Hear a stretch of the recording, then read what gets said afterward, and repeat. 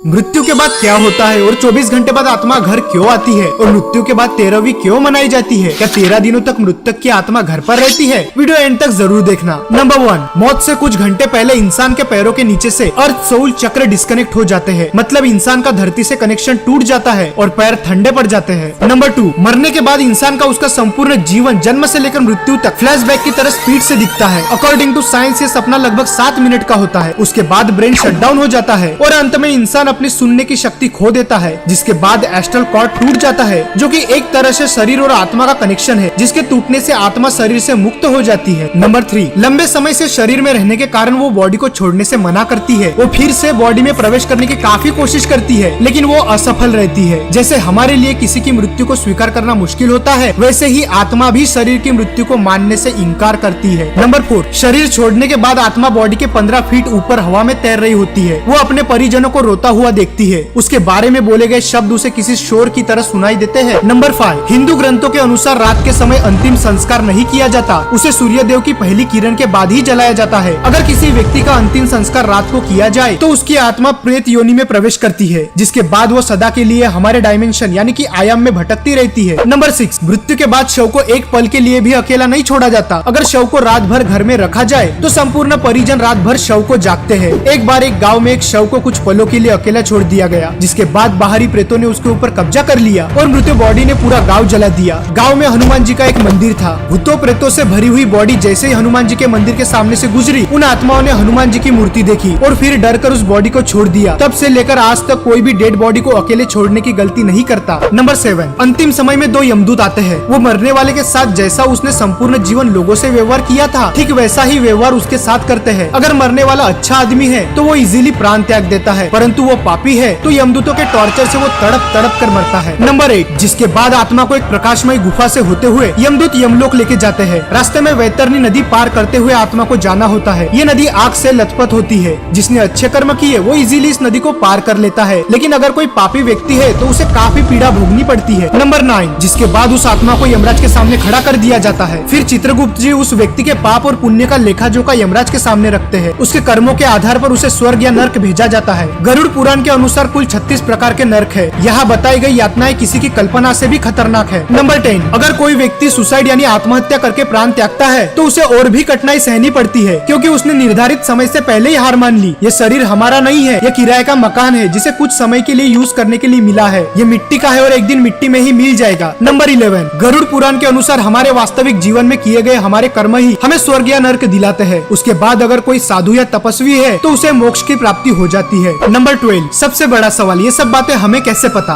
गरुड़ देव जिनका बल अतुलनीय है, वे एक साथ 100 इंद्रों को पराजित कर सकते हैं। गरुड़ देव स्वर्ग से अमृत कलश लेकर उड़ गए थे, लेकिन उन्होंने अमृत पान नहीं किया। उन्हें बिना अमृत के ही अमरता प्राप्त हुई। ये वरदान उन्हें स्वयं श्रीहरि नारायण ने प्रसन्न होकर दिया था। गरुड़ देव तो अमर है, उन्हें नहीं पता कि मृत्यु के बाद क्या होता है, इसलिए जिज्ञासावश उन्होंने श्रीहरि नारायण से ये प्रश्न पूछा और इसी ज्ञान को हम गरुड़ पुराण के नाम से जानते हैं। भगवत गीता में श्री कृष्ण ने कहा था, आत्मा न तो पैदा होती है और न ही वह मरती है, वो तो सिर्फ वस्त्र की तरह एक शरीर से दूसरे शरीर में प्रवेश करती है। मृत्यु तो केवल शरीर की होती है, आत्मा की नहीं। ये जीवन मृत्यु का चक्र यूं ही चलता रहता है, इसीलिए don't die before you are dead, मरने से पहले कभी मत मरो। अंतिम समय में राम नाम सत्य है इसलिए कहा जाता है क्योंकि वही संपूर्ण जीवन का सार है। श्री राम ही सर्वश्रेष्ठ है, वही सत्य है। अगर वीडियो पसंद आए तो वीडियो को लाइक और चैनल को सब्सक्राइब जरूर कर देना। नेक्स्ट वीडियो कौन से टॉपिक पे चाहिए कमेंट में जरूर बताना। The soul has to go back home, back to the Godhead, and the way that's going to happen if the soul agrees to engage all of his psychophysical energies and his whole heart in the performance of स्नेहा समयुक्त हरिनाम समकीर्तन।